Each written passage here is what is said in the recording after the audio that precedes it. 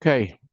Good afternoon, everyone in Washington. Good evening to our viewers overseas, and good morning to people on the West Coast. I'm David Makovsky, the Ziegler Institute Distinguished Fellow and head of the Correct Project on Arab-Israel Relations at the Washington Institute. It's good to have you back with us. We have a fascinating two-part panel today to look at a very fragile situation on the ground in the Middle East. Israel and Turkey have taken active postures to shape developments in post-Assad Syria. Ankara is backing the interim government's efforts for when it comes to security and governance and taking steps to deal with the Kurdish issue in the north. And Jerusalem has continued some cross-border military campaign measures that began months ago. These two sets of developments could impact the fragile transition going on in Syria. And we want to look at does it have an impact for an effort for an inclusive, non-sectarian governance? Could it perpetuate conflict? And really, will Syria become a fault line in U.S.-Israel relations with these two allies, or can they reconcile their conflicting policies and find a path towards dialogue and peace? So to discuss this, we are delighted to do this two-part policy forum. The first part is going to be with Maya Jabeli, who will examine on the ground developments in Syria. And then we will discuss a second part after Maya that will look more at from Israeli and Turkish angles. Maya is the Reuters bureau chief for not just one country, but for three, Lebanon, Syria, and Jordan. She's currently based in Beirut. This discussion is with her in Beirut now, but she has spent a lot of time on the ground in Damascus and in different parts of Syria. She has previously worked as a reporter for the AFP, including in Baghdad and Beirut. And so, Maya, welcome to the Washington Institute. Thank you. Thank you so much, David. Delighted to be with you. So I think first question, just an update on how you see Israeli and Turkish involvement in Syria, how it feels on the ground. How do you assess the development of the IDF campaign in Syria now? Sure, yeah. But we've seen both of those dynamics really develop over the last, it's been 4 months now since Assad fell, essentially exactly 4 months. And we had the opportunity, the Reuters team had the opportunity to head straight into Damascus on the first day, right on the 8th of December, just hours after Assad had fled Damascus to the coast. And so we've been able kind of month by month to track these different developments and to see how they've been evolving. And I think the Turkish involvement has been obviously something that many of us have been looking at for a very long time in terms of support to various political and armed opposition groups inside Syria. So I think, and even as the U.S. president has acknowledged, essentially Turkey is seen as the really big winner in terms of the developments post Assad. What we get from the ground is a sense that they're obviously very keen to be involved at the political and military and economic levels. So it's not just about the defense pact, which we have reported on for the past couple of months. Turkey's very keen to put together a defense pact with the new Syrian military that's being developed, that would involve training, that would involve some serious Turkish deployment at Syrian bases, and we can talk about that later because that's really where it comes up against Israeli interests. But we've also seen how interested they are in making sure that this political project works. So this is something that Turkey has a stake in. It wants to see a stable Syria. It wants to see a centralized Syria. They've kind of repeated that in their messages, obviously publicly, but also behind the scenes, which we can get into a little bit later as well. But they don't want to do that on their own. And so from Damascus, we see very much how they want to create a coalition. They want Gulf countries sitting at the table. They want everybody to kind of share that collective goal of seeing the Syrian administration succeed. And I think the feeling is very much that this may not be the ideal person that they would want sitting in Damascus, but it's who they have, and they want to see this Syrian administration succeed so that it doesn't fall apart into further conflict, into further destabilization that would obviously impact Syria's neighboring countries. So again, in terms of kind of main landmarks that we're looking for, I think the Defense Pact is the main one that will tell us a lot about what Turkey's role is going to look like on the ground across Syria. And they're interested in seeing, the thousands of Turkish troops that are already based in northern Syria to have a kind of bigger, bigger geographic spread where they'd like to be deployed, and eventually, to have economic development again with Gulf partners, and to see that kind of stabilize for the good of the region. That's from the Turkish perspective. In terms of the Israeli involvement, I mean, again, we were there the first couple of days, and in the first 48 hours after Assad fell, there were hundreds of Israeli strikes across Syrian territory. It was really the most widespread episode of bombing that we had seen from the Israeli Air Force onto Syria. I was in Damascus when those strikes hit, and it was just, we were all woken up by, this successive booms very, very early in the morning and kind of repeated throughout the days that followed.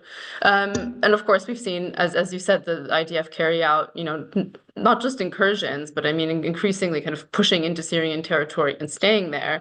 And they've said quite publicly that they intend to create a demilitarized zone. So increasingly, those two dynamics are coming up against each other. And this is what our reporting has focused on in the past couple of months, is how these different postures and how these different aims for these two, major militaries in the region are starting to come up against each other. And we can get in, obviously, in the later questions, get into, what that means for Syrians and how they're reacting to that kind of looming showdown.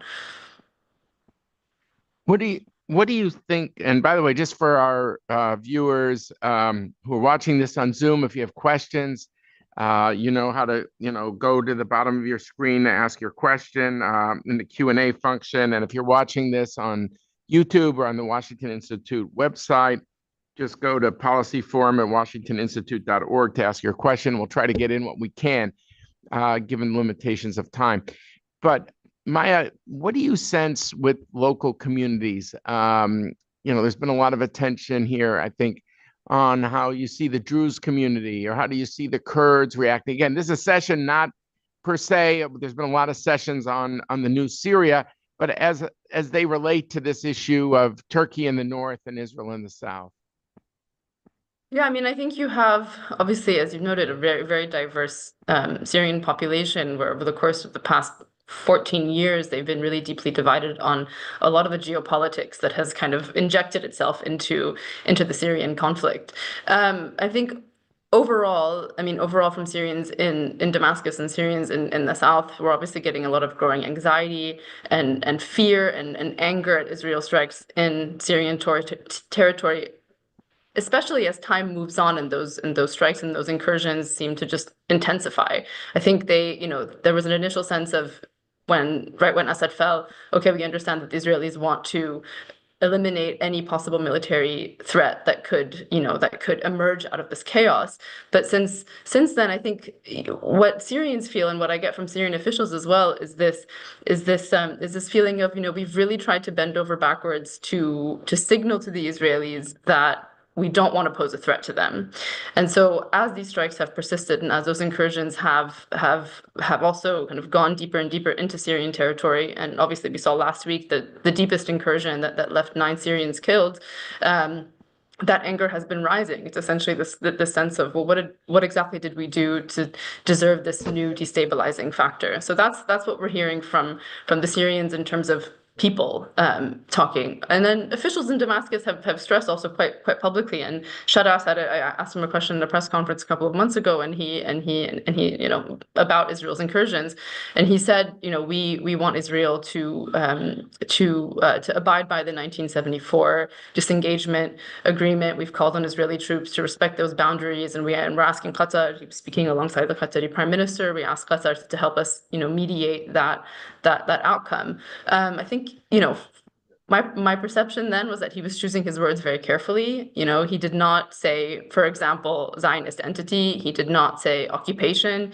He was choosing his words very carefully, I think very deliberately, and has been doing so for the past couple of months to signal to Israeli leaders that Syria is not going to pose a threat. And behind the scenes, they're also reaching out to their allies, and we've reported as well that Ahmed Shara and that the interim president and that the foreign minister as well, Assad Shibani, have asked Turkish leaders who were in Damascus just last month to relay to Washington in particular that Syria is not going to pose a threat to anyone's interest, not to the Israelis, not to the US.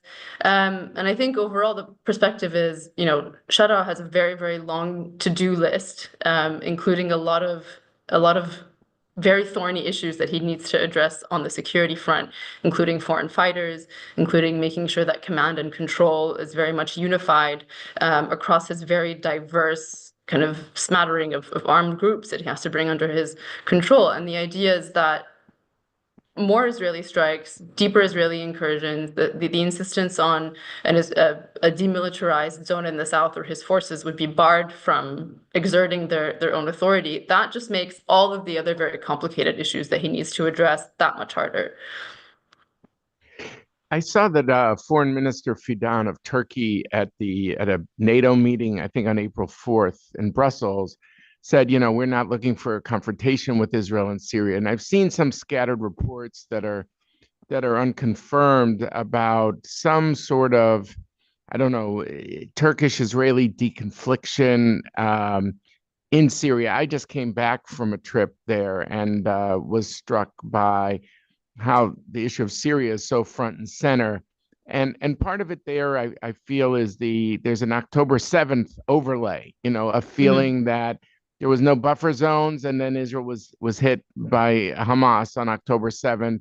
There were, Islamists like Sinwar who said, "Oh, I'm not the Islamic Jihad," or I could think about a Hudna truce, and yet, he then there was October 7th. So I do sense coming from Israel this trauma of October 7th is having an impact on how Israel sees Shara at this time. Now that could evolve as understandings deepen, but do you think there's any understanding in Syria about the impact of October 7th in Israeli thinking about Syria? I mean, I think a lot of Syrians, including obviously the ones that are in power now in Damascus, have watched everything unfold over the last year and a half, but are not looking at that as a vacuum. So they're not looking at October 7th as a vacuum. They're not looking what's unfolded in Gaza, obviously, with Israel's military campaign there in a vacuum. They're looking at it in the context of also the last 14 years of war that they've experienced, and they're trying to prioritize how they can keep their country together in a very, very complicated regional scene. I think, that they're not just kind of looking at October 7th, but they're looking at, Israel's military campaign in Gaza afterwards and what the international community has been able to do and what it's not been able to do. And they're hoping that, Israel's military campaign in Syria will not lead to the amount of destabilization, destruction, death, and obviously displacement that Israel's campaign has led to. So it's they're kind of looking at it in the whole picture, and they're in a very tough position. Again, Shara, his history in Idlib and the way that he's tried to kind of consolidate security control over various pockets of Syria over the last, I'd say, half a decade. What he has to do now is he has to be able to kind of replicate that across all of Syria with a lot of different actors at play, with a lot of different interests intermingling. And I think he understands very well, and the impression that we've gotten. I mean, we interviewed him in Damascus about a month ago. Your reference to that NATO summit in Brussels, that was my colleague Samia Nahoud who interviewed him as well there. And so we've had a lot of kind of FaceTime with the Syrians and with the Turks. And the sense that we get very much is that they're doing their utmost in a very sensitive regional atmosphere right now to signal to the Israelis that this is not, we do not pose a threat and we do not intend to pose a threat. I think it would be very hard for him to make that message publicly. It would be nearly impossible. It's something that I think, in the regional atmosphere, he can't do. But from the Syrian perspective, they've really done everything they can to make sure those signals are getting across. And so that's why I think there's a lot of concern about the expanding Israeli military operations in the south. I mean, judging from what you're saying about the strikes and all, do you feel that that the Israeli strikes have actually helped strengthen ties between the Turks and the Syrians? as a result?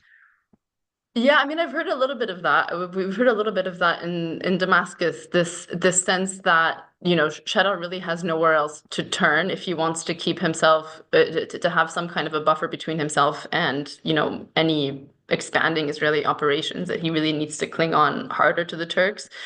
We've heard that more as a as a position of analysis than as a kind of fact of how he's thinking and how he's approaching this. But I think really what they're doing is they're leaning on this international agreement. I mean, there is a now it's more than 50 years old. It's a 51-year-old agreement with UN observers in this demilitarized zone, and that was supposed to be the guarantee. And so he's leaning on that. I mean, I think, from his stance, he's trying to be pragmatic and show that he understands international resolutions, etc.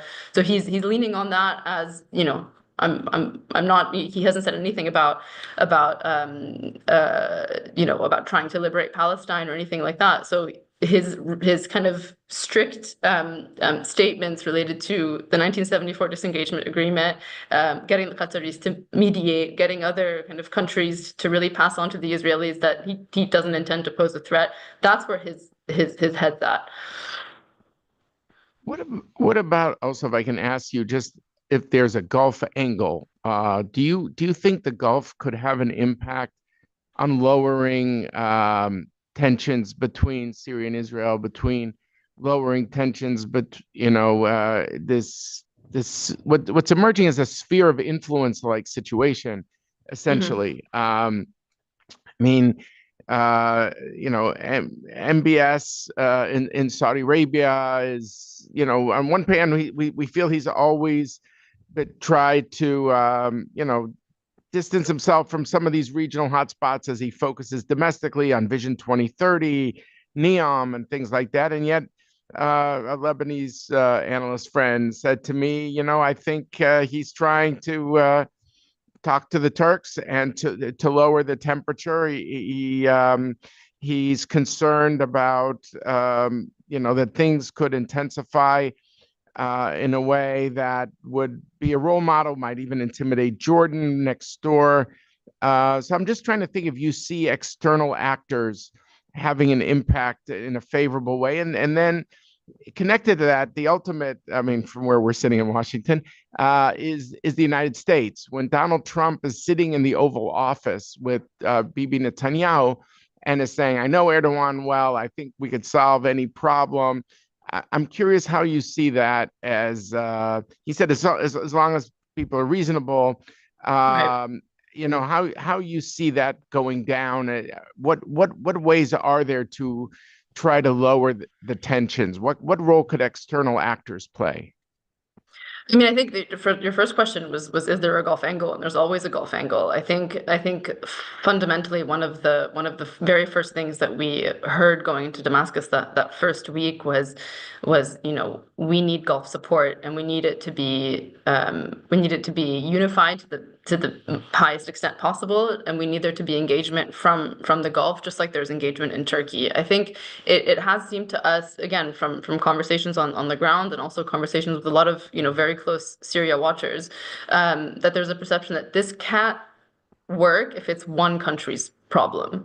So it wouldn't be workable if Turkey kind of has to deal with the whole basket of Syrian issues on its own, or if, let's say, Qatar has to deal with the whole basket of Syrian issues on their own. I think there's an idea that different countries can play different roles in terms of security, in terms of economic revival, etc. And we've seen different countries, start to get together, have these conversations, whether it's in Saudi, whether it's in Qatar, whether it's the GCC, whether it's other summits. So that those conversations are happening. I think what we've seen repeatedly is that any conversations that have to do with economic revival for Syria, which is increasingly you know could become a security problem if we don't see at least a modest improvement in the economic situation for Syrians. The wall that everyone keeps running up against is obviously the very serious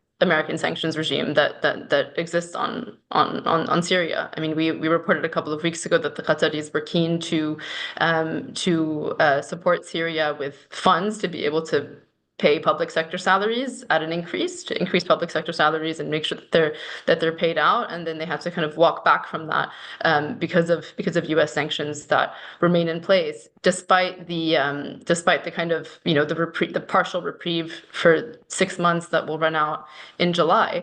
But again, I think the interesting dynamic that we've seen now is that we have a State Department to-do list essentially for Syria that was handed to Syria's foreign minister that has several key points related to cooperation on counterterrorism, related to eliminating any foreign fighters in senior military roles, related to helping with uncovering the fate of Austin Tice, of course. And so there's a list at least now that the Syrians feel like they have, and if they complete essentially those tasks, they can possibly hope for some partial sanctions relief at the end of that. So we've been trying to report on America's policy towards Syria for the past couple of months. It's been quite difficult because we've seen, and I think it's no secret to anyone listening in Washington that there's a pretty big divide on how to approach Syria, on whether this guy, whether Ahmed al-Shara should be seen as the Al-Qaeda terrorist that he once was, and we should just stick with that perception of him, or if we should think about,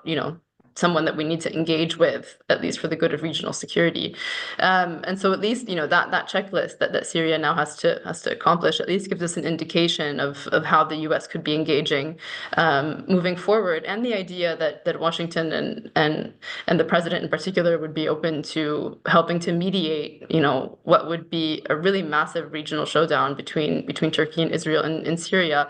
That also at least has given some kind of sense to a lot of Syrians that, okay, maybe there is actually some kind of global interest in what's happening here, and that the US could kind of, again, play a major role in what the security situation looks like. There's been, I want to ask you about another external actor in Syria, Sure. Apart from the Gulf and the United States, and that is Russia. The issue of their bases. And, we've seen reports even that Israel favors maintaining Russian bases in Syria as a check on the Turks. That is a real shift. I'm just curious how you see the Russian role at this time. How do you see them? Yeah, it was an interesting question right off the bat, because I think when we saw Assad flee to Russia, when he left, I mean, first he fled to a Russian operated base in Syria, and then from there he was evacuated to Russia. That was the first question that we had was, what kind of role is Russia going to play in this remade Syria, or the Syria that is still being remade? When we asked President Shara in our interview about the fate of these bases, I mean, he said that his forces, as they were kind of approaching Damascus, they were very deliberate not to target Russian bases or Russian kind of troops and contingents, because they wanted to keep the door open to have a dialogue with Russia moving forward. So again, he was, I think he was thinking in a pragmatic way. I can't exactly alienate a permanent UN Security Council member. I want fewer enemies than I've had for the past 10 years. So let me try to approach this strategically. So I think those relationships are they're talking about the fate of the bases.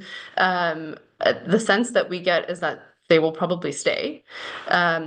What role Russia plays kind of in the entire Syrian security framework moving forward in terms of relationships, military to military relationships, trainings, the extent to which they would have, an air force, what size that would be. I think those are still details that have to be worked out, and in particular, if the new Syrian authorities are working out those same details with the Turks, it just makes it that much more complicated to see where Russia's military role fits in. Do you see Shara, the people with him in HTS? Is there a way to discern, as a journalist, to the extent of his grip internally on his own people? And I mean, because it has implications also for how Turkey and Israel are bound to look at the situation. How much do you see that how much has he consolidated his authority from your perspective? I mean, this was we had started to see early on in, I'm trying to remember when I was there. It was when I was there in late January, in Damascus in late January, we started to hear reports from residents of the city, in particular from minorities, people that lived in Christian neighborhoods, people that operated bars, etc., that, there were armed kind of groups of men coming around and either, trying to convert them to Islam or trying to shut down their bars, etc. So the first sense that we got was that, they're actually, even in January, they weren't really in full control of the kind of security situation. What really blew it open, obviously, was the events of the coast, in which hundreds of Alawite civilians were killed, and that was a mobilization of armed forces in retaliation for a kind of attack by pro-Assad loyalists that had kind of retreated to the coast that were still there, and they carried out an ambush and they killed several of the new Syrian security forces. The issue with that is that it was such a widespread retaliation. I mean, there were and my colleagues and I documented, calls from Aleppo, calls to jihad that were ringing out from mosques in Damascus, and this kind of very widespread security mobilization all across Syria that ended with thousands of fighters descending on the coast, and carrying out these really horrific atrocities. So what really kind of blew the lid open on that and really showed that he's not in full control of his forces were those events. And he actually in his interview with us also kind of alluded to that and said there were a lot of while he wouldn't specifically say whether any members of his new defense ministry were involved in the killings, he did say that there were fighters that descended on the coast without authorization from the Syrian defense ministry, and that's something that he still has to work through. Again, this is for 14 years of war, and I think many people who'd worked on Syria and who've looked at Syria for the last decade know how every previous attempt to kind of create a unified body to oppose Assad, a unified kind of military structure to oppose Assad, failed repeatedly over the course of those 14 years. So I think Sharaf feels the pressure. I think he knows that this is a very difficult task ahead that he has to do that hasn't worked in the past 14 years, and now he has to do it, and the stakes are very high. But I think those negotiations are ongoing, and they're trying to see how to make sure everybody falls under one structure. Maya, this is extraordinary. I want to thank you very much for your time and perspective, your insight on the ground reporting and looking at these historic months after a regime that we've all known for decades suddenly has crumbled, and now what comes in its wake. So I just want to thank you very, very much for joining us today. Thank you. Thank you so much. Thank you, Mike. And stay safe in Beirut. And then I hope you join us, stick with us for a moment, because we're going to come now to the second half of our panel discussion on Israeli and Turkish perspectives. So, but thank you, Maya, for your time. All the best. Bye-bye.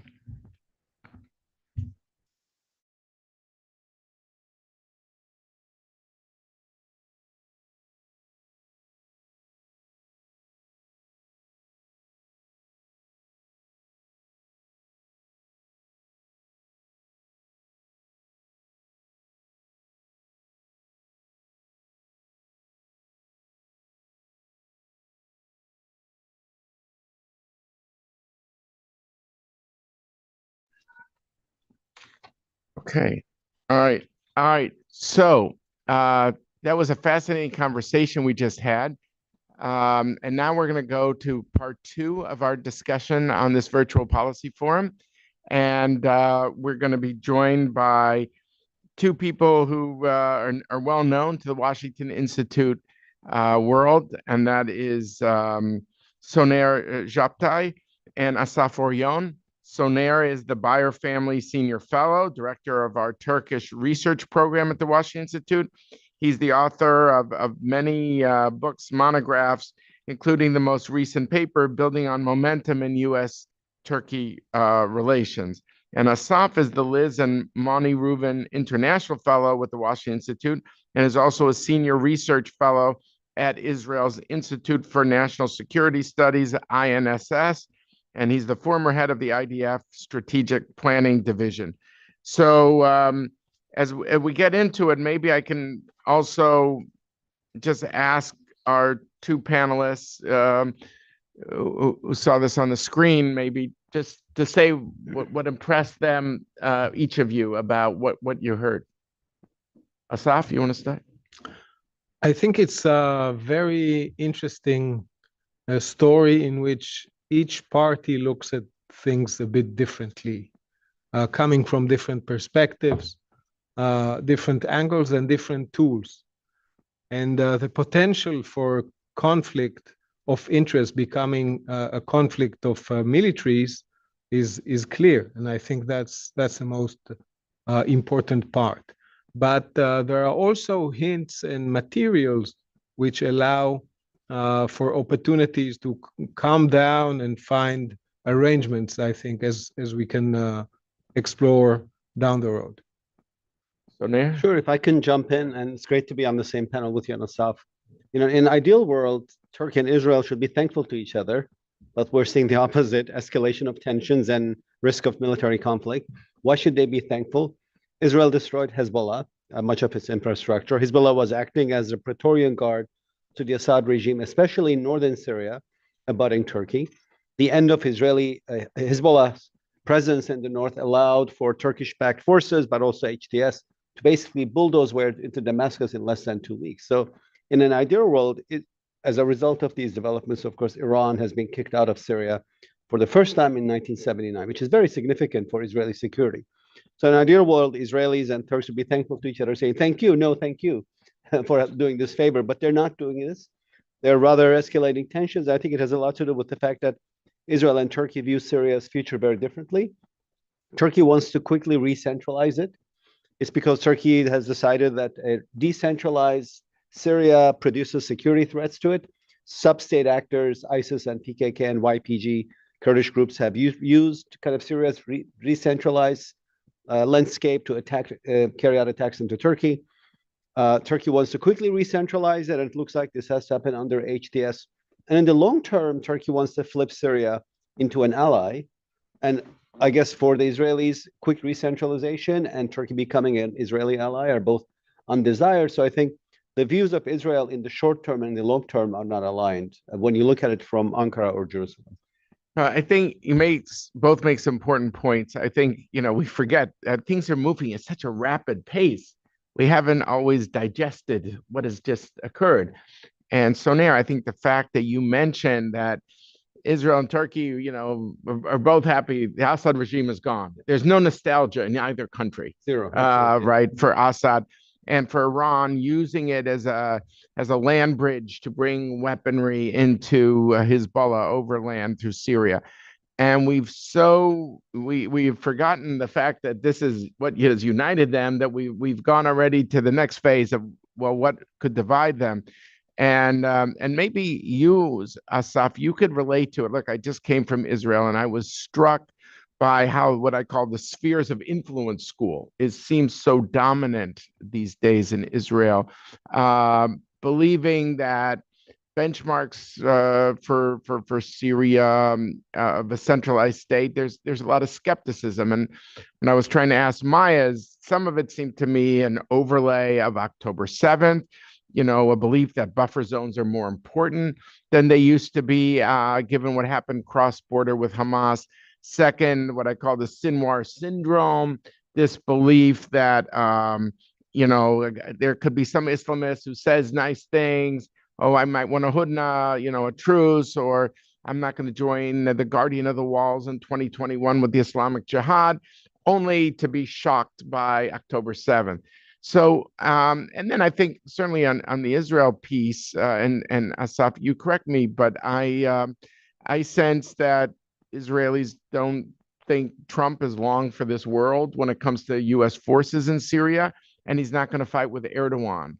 And I do wonder, taking all that together, how Israel is becoming more skeptical. And I think certain things Trump has said to Netanyahu about, well, maybe, reportedly, and I've asked this to several people, like, well, why don't you and Erdogan kind of split it? that seems to have reinforced the spheres of influence schools. So I don't know, Assaf, I'm just curious, when we look at end states, how,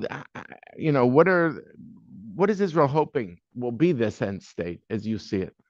You know, in a long view, taking the long view, I think Israel's current policy stems from three interesting sources. One is the historical perceived threats and how to counter them.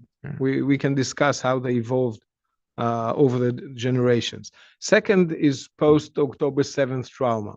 You immediately see the footprint of those.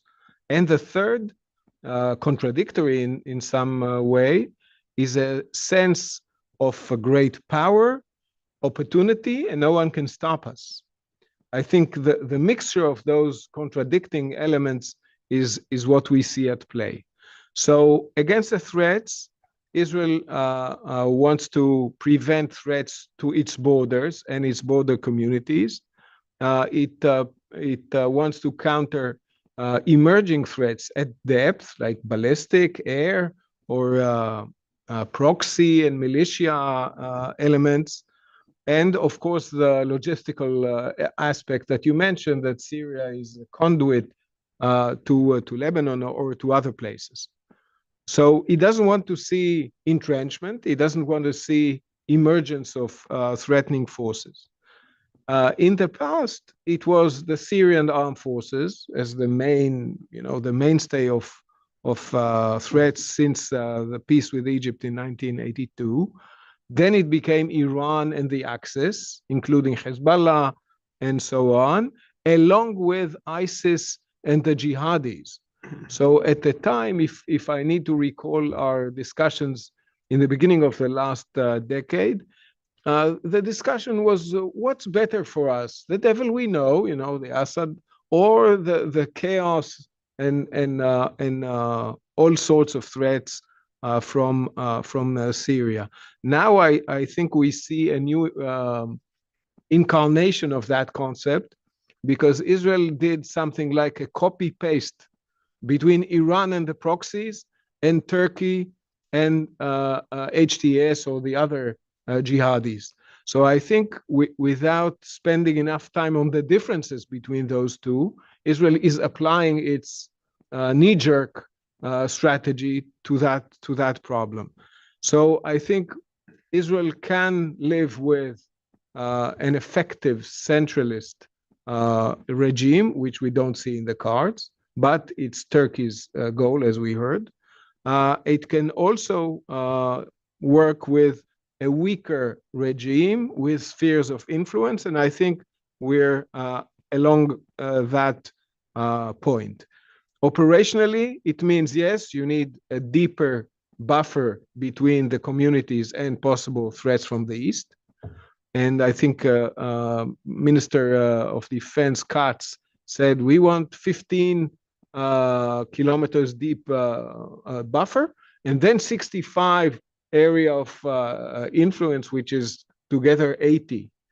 That recalls the number of the depth to which the Russians should have distanced the forces back in 2018 when the regime was back. So one is the buffer forward. Second is demilitarizing the south of Damascus. So there won't be elements of threats there. And beside that, Israel is preempting and preventing emerging threats that it perceives. It's not only military assets. As we heard, Israel bombarded most of the Assad regime arsenal before it could fall into somebody else's hands. But it also keeps on going in that sense against those military assets. Another interesting element is the cross-border cooperation and outreach, both to cross-border communities, Sunni, Druze, otherwise, but in a deeper sense to the Druze in general in the south, and possibly to the Kurds in the north. The most interesting thing that Israel said recently is that it might envision something like the South Lebanon army being a Druze militia. That tells us at least about the sources of inspiration applied to nowadays Syria. So I want to ask Soner, which is Soner. I mean, given what you just heard from Assaf, I mean, almost, there's a danger here of what he called cut and paste, that to try to say there was an Iranian proxy network, now it's a Turkish proxy network, and we know how Israel sees Iran. How do you avoid this? I mean, I saw Fidan's remarks in NATO and Brussels saying we're not looking for confrontation. Do you think that Israel and Turkey can find a way to deconflict in Syria? Absolutely. And it's actually interesting and speaks to the policy influence of the Washington Institute that after we sent out the invite for this panel, suggesting that there could and should be a US role in mediating and deconflicting, it looks like President Trump has decided to step in. Joking, of course. But there is, I think, a vision in the White House and the administration that maybe Turks and Israelis cannot figure this out themselves because there's not much trust between principals, Erdogan and Netanyahu, bureaucracies, and populations, which is quite a big change if you look at the historic trajectory of Turkish-Israeli ties. Israelis consider Turkey their second best ally in the late 20th century, and Turkey similarly embraced Israel. That's now gone. And I think that's why US role is maybe quite necessary, and it looks like that deconflicting is happening. The press is reporting. I think that's significant. I think, David, we have crossed the threshold of potential military conflict, but it doesn't mean the issue has been hashed out because the positions are still quite far apart. For Turkey, I think re-centralizing Syria, as I said earlier, is a priority, not only because Ankara wants to end the country's decentralization, which has produced security threats, but also always following Europe and not wanting to be left behind. Turkey now has its own versions of anti-immigrant, anti-refugee parties. And these are big challenges even for President Erdogan to manage, given that Turkey has 4 million Syrian refugees that constituted nearly 5% addition to Turkey's population of 85 million people. If Syria is stabilized, some of them would go back. It would lift the burden of Turkey's economy, which has not been doing well. But in the long term, I think Turkey wants to flip it, and maybe that comes to Assad's explanation of how Israelis see Turkey's role. Turkey wants to flip Syria from being its most problematic neighbor historically to its probably strongest ally among its neighbors. Now, that might be surprising because a lot of people, if you ask them, including listeners and viewers on this panel, who's Turkey's most problematic neighbor, they would say it's Greece. It's not the case. Turkish-Greek ties were excellent for much of 20th century after the collapse of the Ottoman Empire until the Cyprus issue blew up. Not the case for Turkish-Syrian ties. I did my doctoral research on Turkey in the interwar period. Interwar Syria under French mandate was a hub of all sorts of anti-Turkish groups, Armenians, Kurds, those who wanted to restore the caliphate. After the end of World War II, when Syria joined the Soviet bloc, the Middle East version of the Iron Curtain emerged in the Turkish-Syrian border. And this was a porous border, much of it has no natural barriers. The PKK used this border to carry attacks into Turkey. Then, of course, when the Syrian war started, this time anti-Assad rebels used the porous to carry attacks into Syria from the other side of the border. Turkey wants to end all these historic trends and consolidate HTS's rule, but also flip Syria into ally. I think Israelis are looking at this and saying, that's not good for us, because a Turkey that has influence 20 kilometers from the Israeli border or miles under Erdogan is a threat. Is it really a threat? And that perhaps a long answer to your short question is, I think Turkey and Iran are very different in the way they look at Israel. Iran wants to destroy Israel. It wants to eliminate it. Turkey under Erdogan, I think at the moment, despite the very negative nature of the relationship, hasn't cut ties with Israel. It has sanctioned it, but it's not the same. And it shows to me something that Erdogan, because I guess he grew up in 20th century Kemalist Turkey, understands the value of maintaining ties with Israel. If Turkey is going to be a regional player, it has to be able to call all capitals. That's why I think he's not going to rupture with Israelis. And also for him to be a global player, including having kind of a line of communication with President Trump. He understands the importance of ties with Israel. So I think if the Israelis maybe instead of copy and pasting Iran's presence and Turkey's presence and Iran's presence and seeing one threat gone, another threat is arriving, maybe took a kind of a more sanguine view of Turkish presence.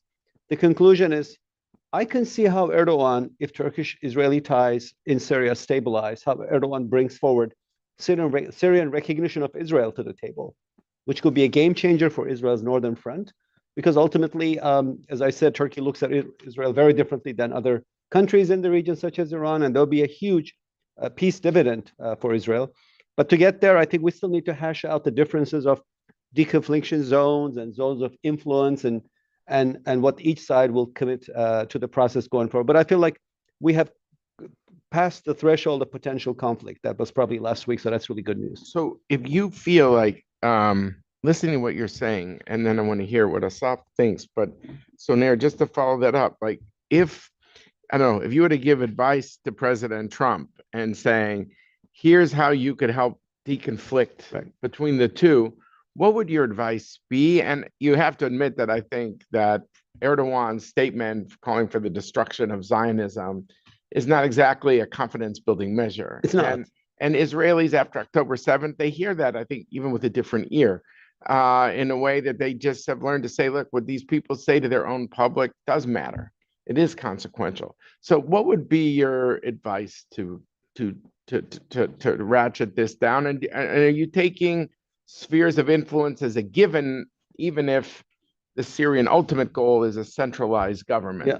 So my advice to President Trump would be, I guess, based on how the principles of Turkey and Israel view him.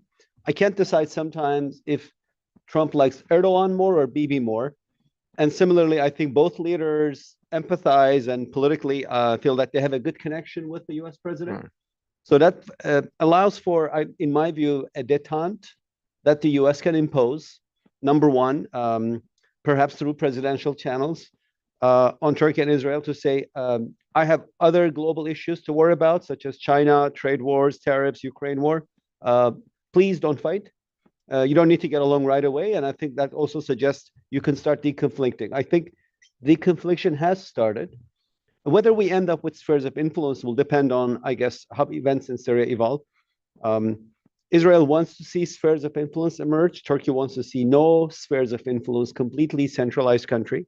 I think we could end up with a solution which can be hashed out behind closed doors, where Syria is centralized, but Israel has the right to strike at targets through kind of consultation with the Turks and the US, if it sees these targets as being imminent, without the demarcation of formal spheres of influence. Ultimately, I think that Syria is on a track where it is going to be less of a threat to Israel going forward than it was before. I can understand how Israel sees the Sinwar threat there.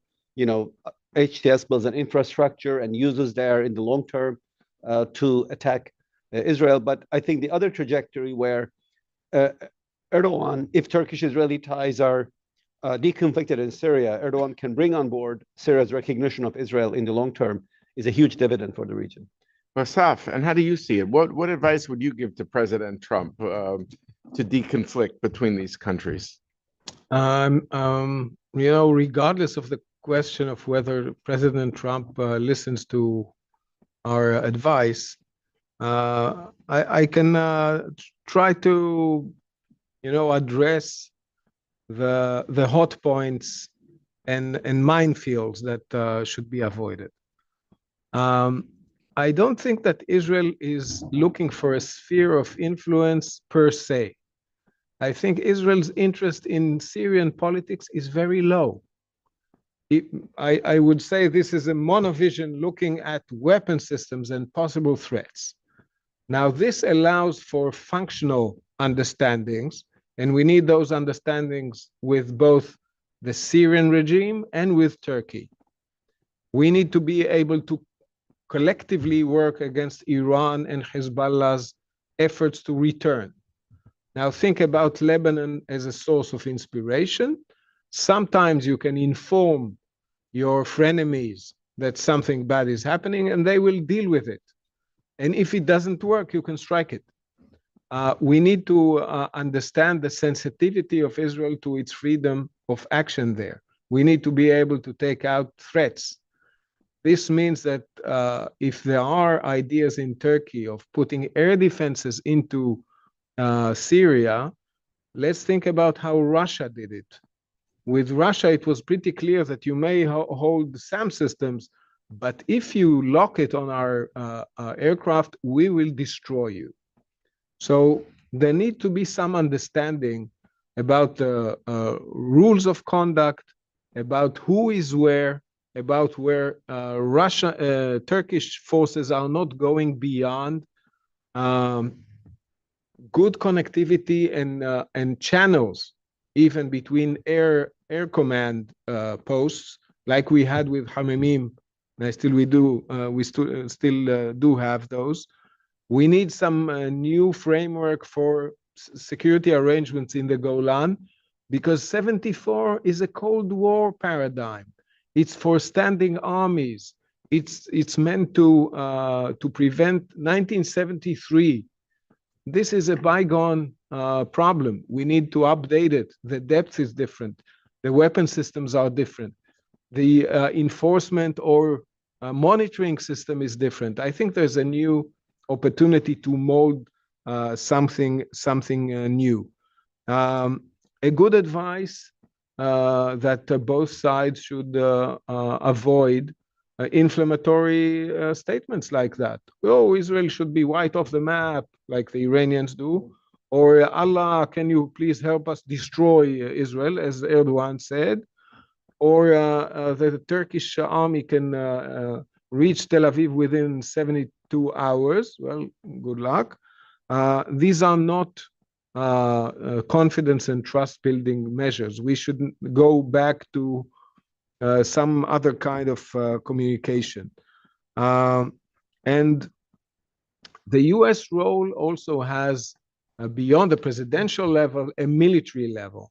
Even if it's a token force and it causes other parties to think twice about things they're doing, saying we will not accept this and that, so avoid undesirable activities.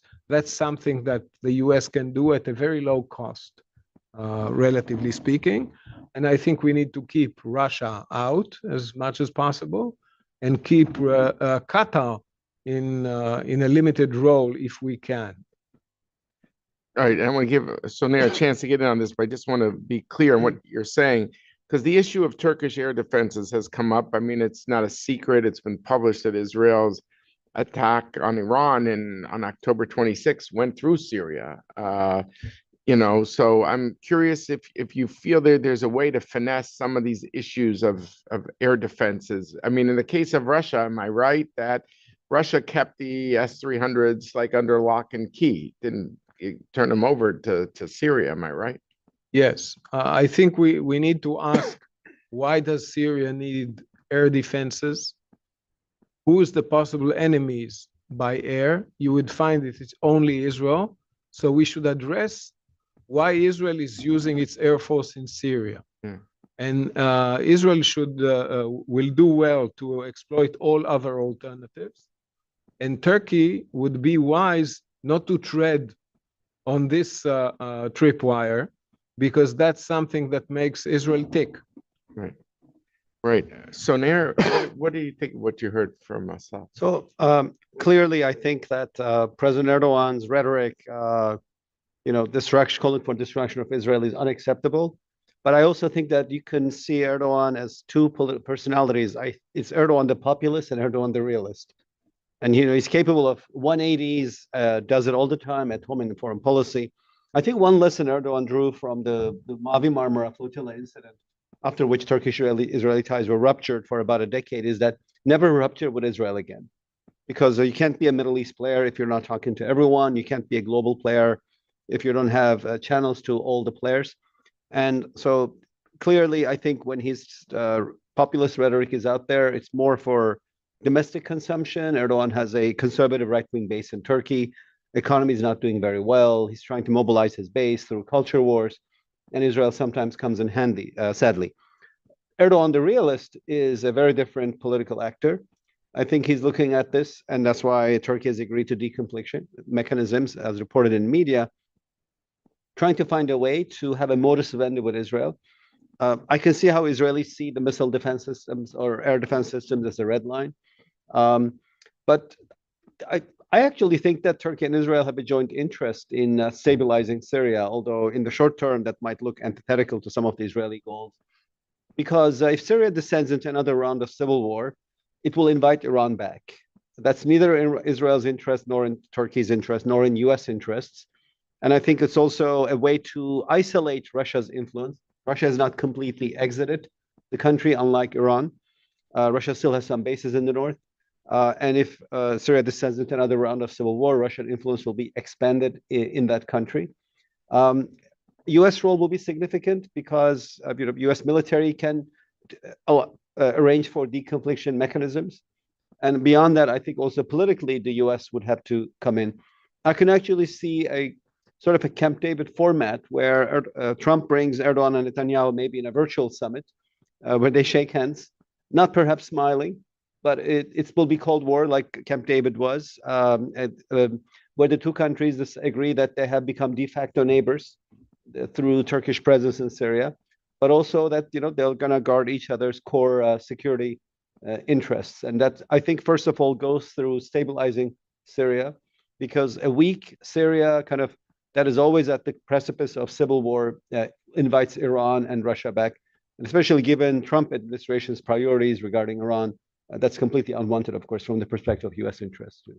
So, Nair, to follow up, do you fear that? I mean, look, I think where Israel's sitting is the fear of the Islamists after October 7th. I mean, it was there before October 7th, but it's certainly been inflamed since October 7th. Can you understand? If suddenly Erdogan was saying, look, we don't want this to be a classic Muslim Brotherhood state, Israel has its suspicions about Erdogan personally. That's part of the problem. For Israel, he's not the ideal messenger. But on the other hand, it's not just Israel. There's the issue of Jordan next door. Sure. I mean, can you imagine a Turkey that says, look, I know what the Israelis are worried about. We're not looking to go to war with them. And B, we're not ideologically out to inflame a regime, by the way, that, of Shara coming from ISIS, Brotherhood, Al-Qaeda roots, that why Israel has its fears. Are there things ideologically that could address this? Are there external actors? A Lebanese friend is convinced, an analyst friend is convinced that MBS has been talking to Erdogan about this very point, about the concern about using Syria as a launch pad for a more, for ideological opposition to Israel. I mean, is there something that Turkey can address in your view? Yeah, I think that Turkey can has some leverage over HTS. So HTS is not a Turkish client. It had some Turkish support in the past, but Turkey's ideal proxy and real proxy in Syria was Syrian National Army, which is still backed by Turkey and hasn't completely folded under the HTS government. But Turkey has some leverage on HTS because Turkey, bordering Syria, is a NATO ally. President Erdogan is expected to visit Washington and see President Trump, and I think they'll have a grand bargain conversation on Syria. I think that HTS knows that sanctions against Syria will be lifted. The international community will engage the new government in Damascus, and the HTS will gain legitimacy only through Turkish mediation. If Turkey is not in the game, none of these things are happening, and that's Turkey's leverage over HTS, and thus US's leverage over HTS. I think these instruments of lifting sanctions and engaging and recognizing the government internationally are all carrots. They should be given out sparingly. And I think that the conversation that Erdogan will have with Trump here should have some kind of starting points, one of which is that Syria will never be a source of jihadist attacks against US and its allies, that includes Israel, and that the government will completely destroy its chemical weapons and other weapons of mass destruction programs, and that, of course, it will be inclusive of Syria's diversity, as well as normalizing relations with all its neighbors. I also think that just as the Israelis feel kind of vindicated because they have won wars against Hamas and Hezbollah and kicked Iran out of the region as a secondary effect. Turkey also feels vindicated because, like it basically took Damascus through a proxy that fell on its lap, and Turkey has kind of become a power, hard power wielding middle power. It has defeated Russia in its proxies, not just in Syria, but in Libya and South Caucasus. So elites feel like this is Turkey's time. And in Israel, I think it looks like elites feel like this is Israel's time, which is why I think it's so hard for the two countries right now to say, let's just come down to reality. And that's why I think US role is so significant. I think there'll be two levels. One is military to military confidence building measures, which is probably already happening given that we are seeing de-escalatory steps. And the other one has to be political, which is where I think it has to be at the level of presidents starting the dialogue. That I think will kind of go across the society and the bureaucracies. First, telling the bureaucracies, we're not on a war path. We're on a de-escalation path. So figure out your problems. And it could also include Turkey, of course, at some point, lifting sanctions on Israel and also reinstating ambassadors. Ambassadors were never officially kicked out after the Gaza war, but Israel called its ambassador back from Ankara. So diplomatic channels have to be opened up. So a lot of work needs to be done. But I think the good news that we have probably avoided direct military confrontation after the events of last week. But there's still a lot of work to be done, which is whether it's spheres of influence or can or should Turkey bring air defense systems, and also if the two countries can establish really high levels of communication. I think it will have foreign ministers, intelligence chiefs, and presidents talking to each other, and also technical committees doing deconflicting on a day-by-day basis. Are you optimistic, given what Soner just said, Assaf? Do you think, Israel has its intelligence channels with Turkey, as poor as things are with Erdogan and Netanyahu? Are you optimistic that deconfliction, they will find a way because they have a convergence of interest? Neither of them want war with the other. Do you see this as something that can work? As Soner mentioned, carrots here too that could play a role. That there's the Trump's personal relationship each with Erdogan and Netanyahu. How optimistic are you that deconfliction can happen? Practically, it can happen. On the tactical level, it can happen easier than on the strategic level. On the undisclosed and quiet level, it's easier. Even with the Shah regime, I wouldn't be surprised if there are already channels of communication, because this is how the region works, and you want to be able to communicate. We have a lot of interest that can be served by such dialogue, both with Turkey and with Syria. Soner mentioned chemical weapons, Captagon, smuggling to Lebanon, making sure that Iran and Hezbollah do not return. All of these are optimistic in this sense. Syria can tell officially, well, Shaba Farms, that the Lebanese call, is actually Syrian turf, and in this way deprive Hezbollah of its greatest, pretext in that sense. Israel wants safety for the Druze. Israel may be a possible supplier of gas. So there's a lot to discuss here.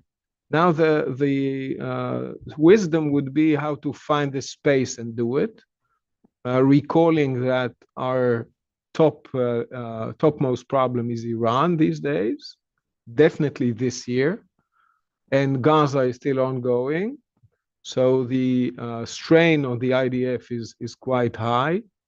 And I don't see Israel looking for extra trouble beyond what it deems safe now.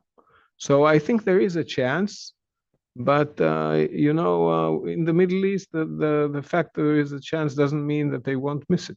Yeah.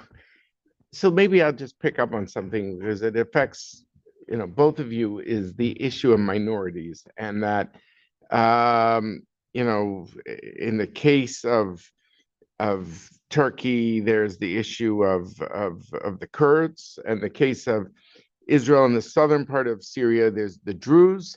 And I'm trying to think, are these going to be bridges or are they minefields? In other words, maybe I'll start with you on this one, Assaf, is that the Druze, Israel has made statements about the southern Druze. It's also made statements about a no-go zone for the Syrian army in places like Netanyahu has, in places like Quneitra, Dara, Suwaida.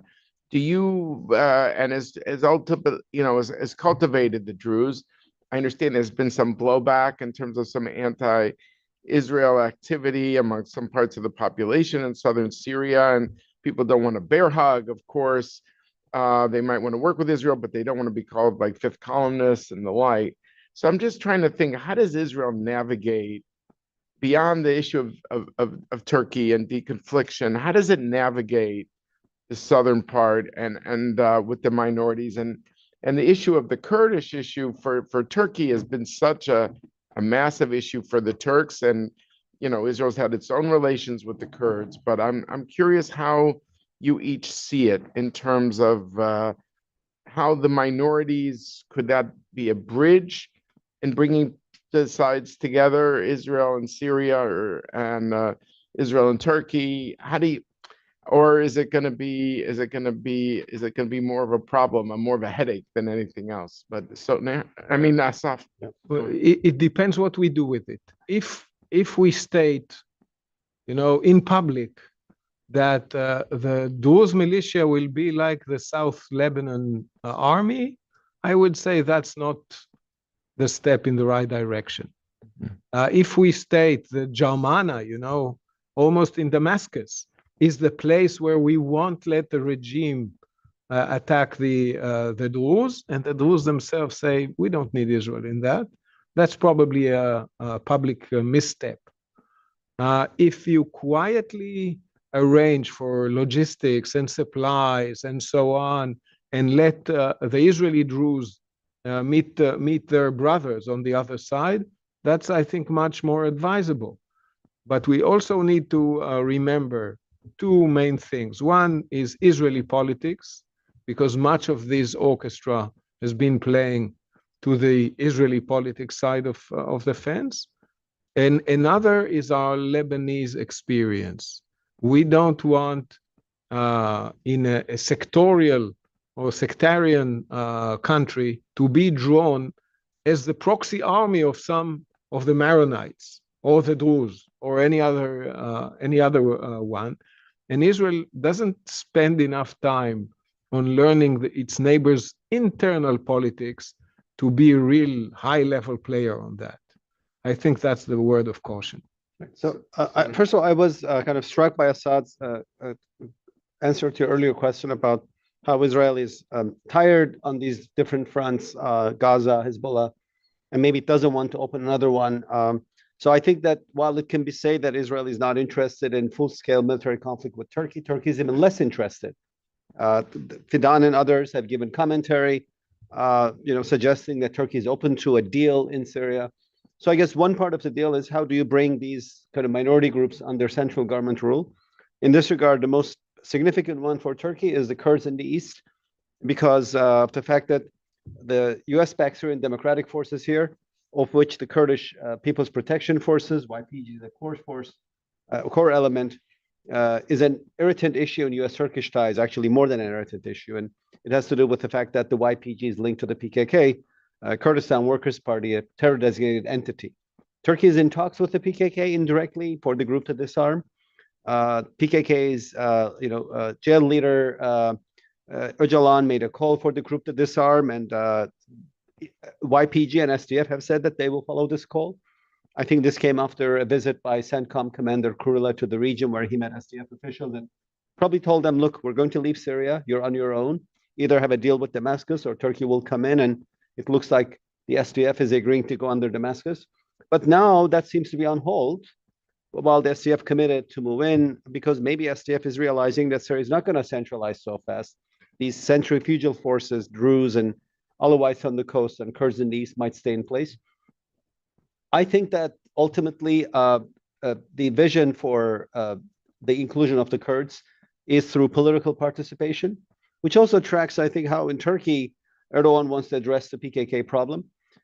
Once the PKK disarms and withdraws all its fighters and members out of Turkey and stops carrying out terror attacks, the idea is that the pro-Kurdish Dem party, which participates in elections, would see its elected mayors reinstated.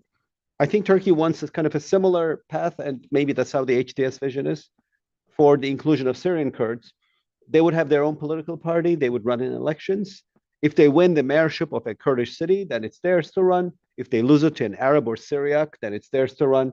So not territorial autonomy, but political participation especially through local elections and local government. We're not there yet. Maybe that's another area where Turkey and Israel can talk about kind of how Syria's centralization would work, because I feel like the YPG feels that maybe it doesn't have to rush in to fold under Damascus because Syria is not re-centralizing so fast.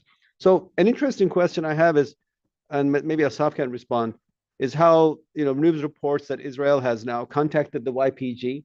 To me, this is like the mirror image of Turkish support to Hamas. So if you take a dispassionate view of the region, Hamas is Israel's mortal enemy. Turkey supports it. YPG is Turkey's mortal enemy. Israelis are in touch with it. Of course, the Turkish-Hamas relationship is deeper. It's 2-decade-old. Turkey hosted Hamas's political leadership. Israel is not hosting YPG's leadership, but it's in contact with it. I wonder if there's a trade-off there to be made at some point in the future where the two countries can commit to ending any kind of contacts with the group that the other side considers a mortal threat as a way to move forward. You think Erdogan would do it with Hamas? It would be a very, that was I'm going to say, it would be a very long bridge for Erdogan to jump over. I think that's one area where Erdogan's kind of pragmatic side really has limitations. But he's also a politician. For him, I think things such as having a really good tie with the US president, carry, and we know Trump's views of Hamas. Who knows? It all depends on, I think, if Syria is on a de-escalatory path or we see further escalation. If we see further escalation, I think you can write off these Hamas YPG trade-off scenario completely. But if you see a de-escalatory path continuing, especially with Trump playing a central role, it's something that you could, at some point, I think, reel Erdogan in. Again, it's a very long-term vision, but. Assaf, how realistic?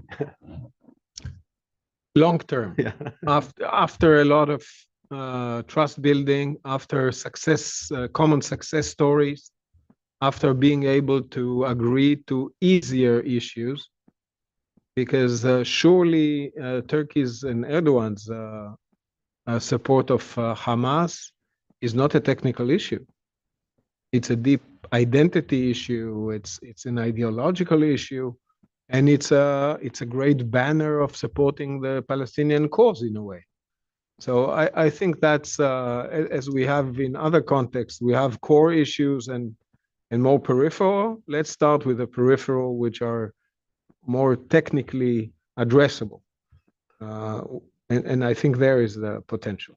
Well, this was great because I think you guys really helped flesh out what are the minefields that these two countries face and as they navigate Syria, and what is could be more doable in the shorter term, and one is more aspirational over time. But I think this has been very insightful to me to really understanding this new complex situation that everyone's suddenly in after the fall of the Assad regime. So I really want to thank you both, Soner Kapche and Assaf Orion, for really enlightening us, and to all of our listeners and viewers, and stick with the Washington Institute and future policy forums. I hope you enjoyed the one today, the 2 parts, and wishing you all good day. Thank you all very much. Thank you. Thank you, guys. Thank you. Yeah.